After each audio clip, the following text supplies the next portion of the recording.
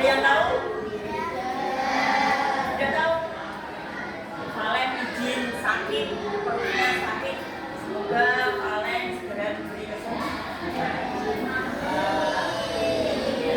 Baik anak-anak, sebelum materi hari ini dimulai, di sini menanyakan terlebih dahulu. Kemarin kita sudah mempelajari tentang apa? Tentang sistem pernapasan manusia. Ya. Nah, sekarang Desi mau bertanya terlebih dahulu. Apakah ada yang sudah makan hari ini? Sudah sarapan pagi hari ini? Sarapan dengan apa? Sudah makan sama apa? Sama telur apa?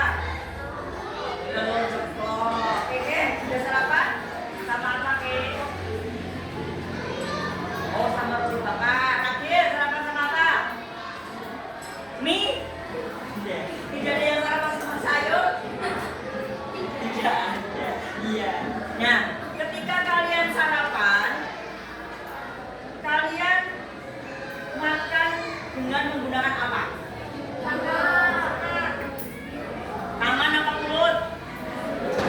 Mulut. Di mulut makanan itu kalian apakan? Dikunyah. Setelah dikunyah lalu masuk ke dalam lambung, ya. Kita makan kemudian langsung masuk ke dalam lambung. Kalau kita, apa yang kalian rasakan ketika sudah makan? Kenyang, betul. Nah, hari ini Desi akan menyampaikan materi tentang organ pencernaan pada manusia. Silakan dibuka bukunya halaman 13. Ya.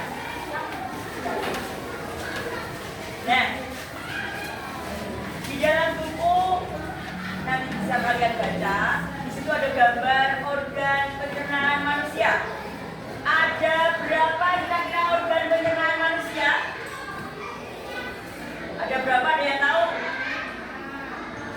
Organ pencernaan manusia ada berapa? Ada 6. Apa saja kira-kira?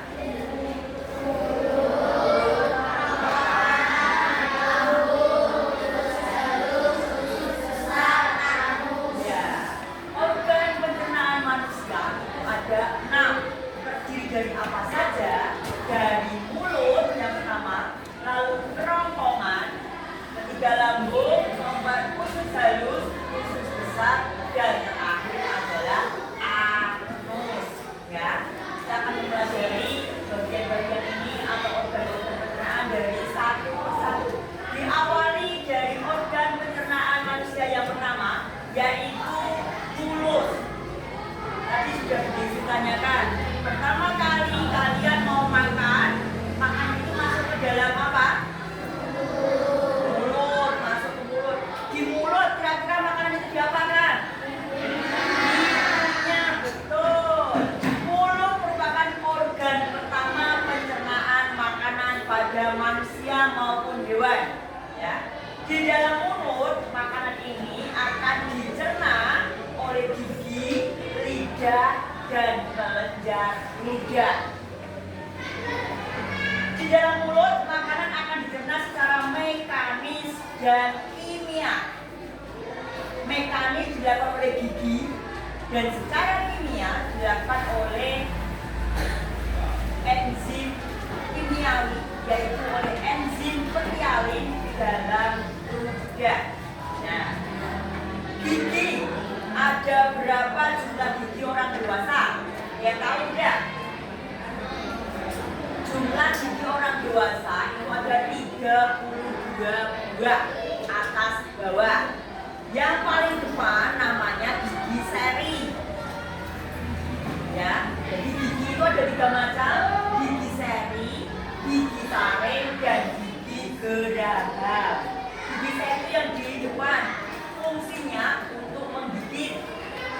Kalau kamu menggigit roti, menggigit makanan, buah, dan lain sebagainya, menggunakan gigi seri. Kalau kalian makan daging yang agak keras, menggunakan gigi taring. Gigi taring itu yang seperti di vampir itu, yang giginya 2, juga giginya panjang. Fungsinya untuk mengoyak atau menarik makanan yang agak susah. Baik, kita lanjutkan lagi. Di dalam mulut itu kita ada gigi, ya. Berapa jumlah gigi orang dewasa? 32. Terdiri dari gigi seri, gigi taring, dan gigi geraham, ya. Gigi seri itu yang ada di depan. Fungsinya untuk menggigit atau memotong makanan. Ya, kalau kalian makan roti, makan buah itu menggunakan gigi seri ketika menggigit itu. Nah, yang kedua, dia lihat film vampir. Sudah pernah lihat film vampir?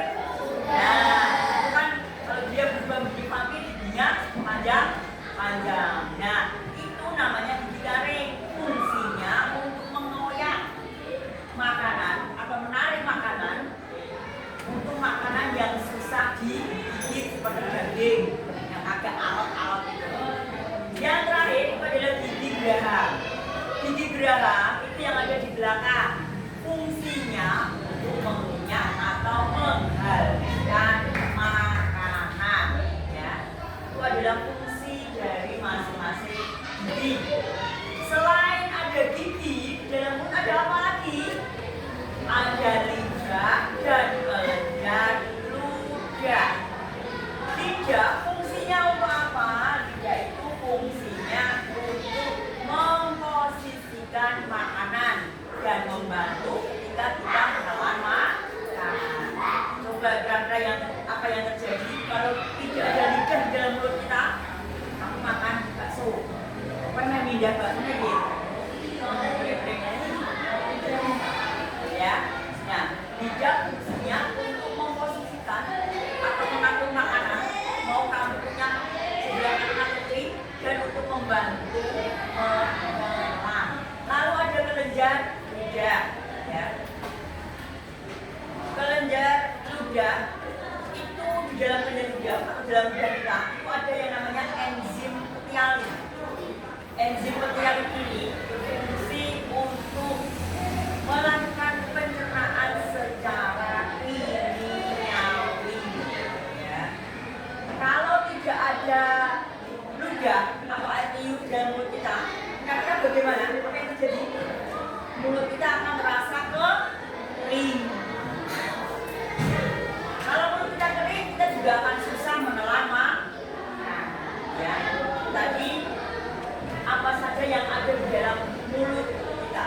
Yang kedua itu ada rongkongan. Rongkongan itu tempat atau jalannya makanan dari mulut menuju ke lambung, itu melewati kerongkongan. Di dalam kerongkongan itu ada yang namanya gerak peristaltik. Peristaltik adalah gerakan meremas dan mendorong makanan pada gigi kerongkongan. Jadi ketika kamu menelan, itu ada gerakan mendorong makanan supaya masuk ke dalam lambung. Gerakan itu namanya gerakan peristaltik dalam kerongkongan. Setelah masuk dalam kerongkongan dan ditelan, makanan akan menuju ke dalam lambung. Nah, di dalam lambung ini makanan sama dicerna secara mekanik dan kimiawi. Pencernaan mekanik dilakukan oleh dinding lambung melalui gerak peristaltik sama. Jadi gerak peristaltik itu ada di kerongkongan dan ada di lambung. Di lambung itu gerak peristaltiknya itu meremas-remas. Jadi ketika perut kamu isi makanan, lambungnya akan bekerja. Secara otomatis dia akan meremas-remas makanan yang ada di dalam perut. Itu. Gerakan ini berfungsi untuk apa? Untuk melembutkan makanan yang sudah kamu makan. Di mulut, untuk menghaluskan makanan itu menggunakan gigi. Di lambung, kalau makanan belum halus, dihaluskan lagi melalui gerak peristaltik yang ada di lambung. Ya, makanya kalian dianjurkan untuk mengunyah makanan itu secara lembut dulu di